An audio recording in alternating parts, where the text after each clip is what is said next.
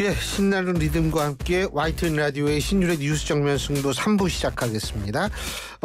우리가 개편 이후에 3부에 여러분한테 보여드리는 선보이는 코너는 정면 브리핑이죠. 오늘 하루에 있었던 뉴스 여러분들께 간략히 말씀드립니다. 오늘도 김영민 아나운서와 함께 하겠습니다. 안녕하세요. 네, 안녕하세요. 예, 어제는 휴일이었는데 좀 쉬었어요? 뉴스앤뮤직 못 들으셨어요? 휴일에 뉴스앤뮤직 안 들으세요? 지금 따지는 거예요? 뭐예요? 지금? 따지는 거 맞습니다. 뉴스앤뮤직으로 저는 방송을 좀 했었죠. 뉴스앤뮤직이 잘 나와요. 아유. 네, 그게 청취율에서는 굉장히 잘 나오는 프로그램 중에 하나인데 그게 아마 뉴스도 하고 뮤직도 하고 또 이 진행자가 네. 이우영 아나운서가 해도 잘 나오지만 또 김영민 아나운서가 하면 더 잘 나올 거 아니에요? 그거 아세요? 어제 그 둘이 다 했어요. 아, 그래요? 누가 손해인지는 두고 봐야겠네요. 네네. 네. 이우영 아나운서 잘 있죠? 잘 있을걸요? 저도 못 봐서 모르겠네요. 잘 있죠? 둘이 있어. 서로 이 저녁 이 남남처럼 지내시는 그 시간대가 아예 다르잖아요. 그렇죠. 거의 못 보고 있습니다. 저도 본 지가 한참 돼서 궁금은 해요. 네. 어떻게 지내는지. 자, 어제 근데 아주 좋은 뉴스가 있었어요. 우리나라 국채가 세계 국채 지수에 편입이 됐다는 겁니다. 그죠? 네, 맞습니다. 예. 세계 3대 채권 지수 중 하나인 세계 국채 지수 윅비 편입에 우리 채권이 편입에 성공을 했는데요. 이 윅비는 미국, 영국, 일본 포함해서 총 25개 국가의 국채가 편입이 돼 있는 선진 채권 지수입니다. 추종 자금만 2조 5천억 달러, 그러니까 우리 돈으로 약 3,360조 원으로 추정이 되는 예. 정말 세계 최대 규모의 채권 지수인데요. 세계 3대 채권 지수가 있습니다. 블룸버그 바클레이즈 글로벌 종합지수, 또 JP모건 신흥국 국채지수, 그리고 바로 이 세계 국채지수입니다. 지금 바로 편입이 된 건 아니고요. 우리 국채가 윅비에 반영이 되는 건 내년 11월부터입니다. 편입 비중은 2.2%가 될 걸로 보이고 26개국 중에 9번째입니다. 9번째다. 그런데 여기 편입이 되면 우리한테 오는 이득이 꽤 돼요. 그러니까 많은 청취자 여러분들이 국채지수 거기에 편입되는 게 뭐가 그렇게 되느냐. 그게 안정적인 외국 자본 유입이 굉장히 그럼요. 원활하게 되니까 거기서 파생된 이득이 굉장히 크죠. 네, 맞습니다. 지금 상대적으로 국채 위상이 좀 낮았는데 그래서 발생했던 원화채 디스카운트 현상이 크게 좀 해소가 될 걸로 보이고요. 그리고 이 윅비에 편입이 되면 내년부터는 최대 90조 원 가량의 해외 자금이 국내로 유입이 될 수가 있어서 이렇게 되면 우리 외환 시장 수급 안정에 또 크게 기여를 할 수 있을 거란 분석이 나옵니다. 어제 최상목 부총리 겸 기재부 장관이 직접 브리핑을 하기도 했는데요. 우리 국채 시장이 명실상부하게 제값 받기에 성공했다, 이런 이야기를 했습니다. 대통령실도 입장을 내놨습니다. 건전재정 기조를 비롯한 우리 경제의 견고한 펀더멘털에 대한 국제사회의 높은 평가가 이뤄낸 쾌거다라면서 이 세계 국채지수 편입 계획대로 차질 없이 진행이 될 수 있도록 글로벌 투자자들과 적극적으로 소통하고 관련 제도를 지속해서 점검하고 보완해 나가겠다고 밝혔습니다. 그리고 여기서 한 가지 더. 우리 금리 이자율, 네. 금리 같은 경우에도 여기 편입이 되면 우리가 금리를 나름대로 조정할 수 있는 굉장히 큰 공간이 만들어지거든요. 그렇기 때문에 예를 들면 지금까지는 이거 미국 금리하고 우리나라 금리 격차가 크면은 돈 다 빠져나가서 어떡하나 이런 걱정하는데 이런 걱정을 덜 하게 됩니다. 네. 그러니까 우리가 금리를 결정하는 자율성의 폭이 조금 더 많이 생긴다라는 그런 측면도 있고 그래서 이거 굉장히 사실은 의미 있는 얘기거든요. 그럼요. 예. 근데 이번이 어쨌든 4번째 사수했다며요. 사수. 네, 사수했습니다. 예, 잘하면 장수할 뻔했어요. 네, 사수도 뭐 장수 쪽에 끼나요? 장수의 3수 이상은 장수라고 네, 합니다. 예. 네 번째 도전 만에 윅비 편입에 우리 국채가 성공을 한 거고요.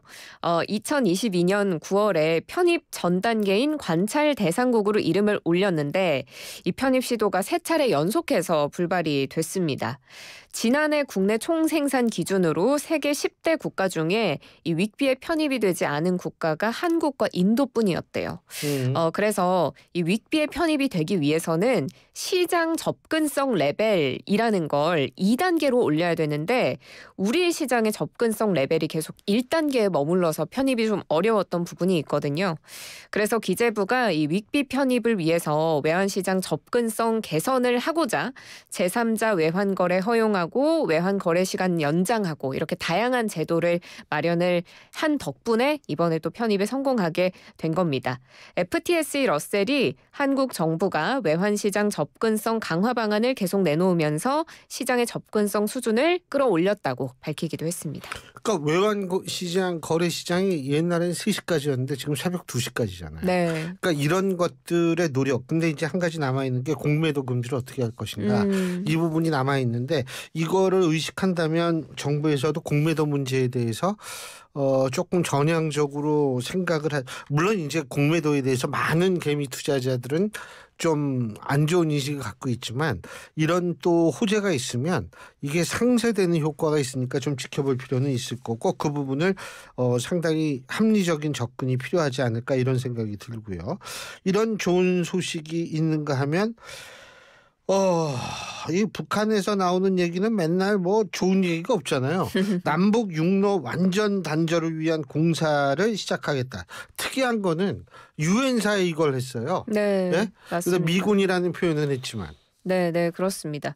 북한이 우리 측과 연결된 도로, 철길 완전히 끊고 국경을 영구적으로 차단 봉쇄하는 요새화 공사를 진행하겠다 이렇게 선언을 한 건데요.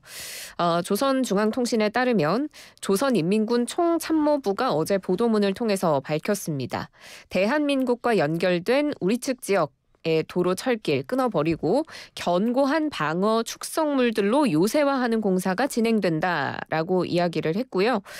그리고 오해와 우발적 충돌을 방지하기 위한 의도로 미국 측에 전화 통지문을 발송했다 이런 이야기도 덧붙였습니다. 북한이 이렇게 조치를 한 건 한국에서 진행되는 군사훈련, 미국의 전략자산 전개 때문이다라고 우리 탓을 했습니다. 근데 그 참 뭐 다중인격도 아니고 뭐 전날에는 뭐 우리를 공격할 의도가 없다는 식으로 얘기를 하더니 또 다음 날 뭐 이런 거 끊겠다 그러고. 근데 어쨌든 확실한 거는 뭐냐면 북한 같은 경우에는 지금 여러 가지 시나리오가 있을 가능성이 있습니다. 여러 가지 시나리오라 하면 이제 특히 이제 11월 초에 미국 대선이 있죠.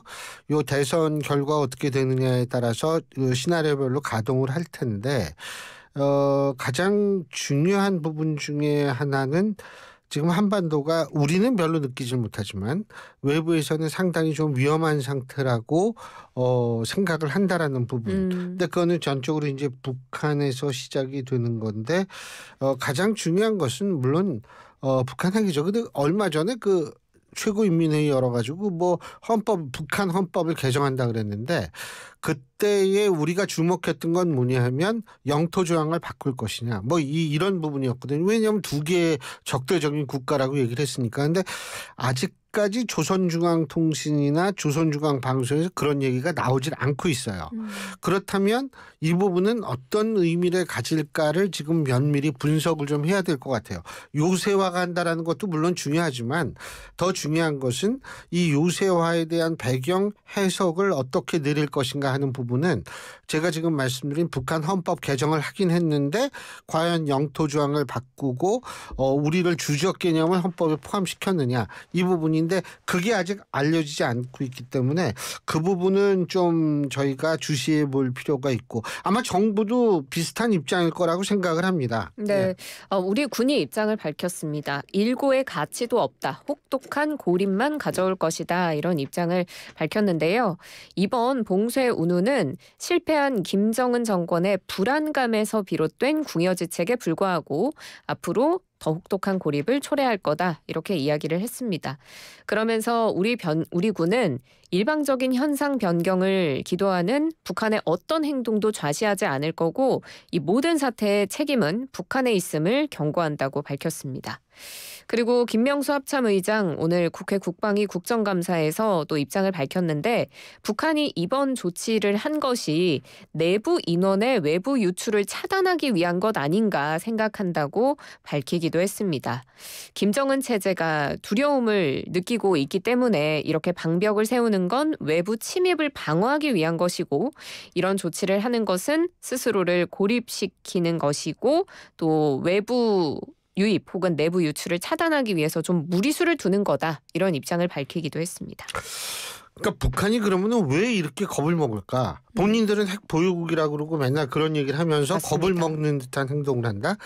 제가 볼 때는 핵 보유국인데 윤석열 정권 들어와서 미국과 이른바 핵 동맹 차원에 있어서의 어떤 그런 조약을 맺은 것이 결국 북한을 이렇게 불안하게 만든 것은 아닌가 이런 생각은 분명히 할 수가 있어요. 근데 그것도 이제 미국 대선하고 연관이 돼 있는 문제이기 때문에 네. 우리가 이게 마냥 안심할 수는 없지만 윤 대통령이 그 싱가포르에서 지금은 라오스에 가 있을 거야 아마. 그 라오스에서 일본 수상 신임 일본 수상하고 이제 그 뭐죠 회담을 갔는데 싱가포르에 있을 때에는 북한에 대해서 얘기를 한 것이 또 보도가 되고 있죠. 네, 맞습니다. 어제 윤 대통령이 이 싱가포르 정부 산하의 동남아 연구소 주최 싱가포르 렉처 연설을 하고 청중들과의 질의응답을 하는 과정에서 한 발언인데요. 북한 주민들이 스스로 자유통일을 갈망하게 만들겠다 이렇게 밝혔습니다. 북한 주민들에게 여러 방법으로 자유, 인권, 문화를 알려서 자유통일을 갈망하게 여건을 조성할 것이라고 밝혔고요. 이 통일이란 대한민국이 누리는 자유주의 체제를 북한으로 확장하는 일이라고 생각한다.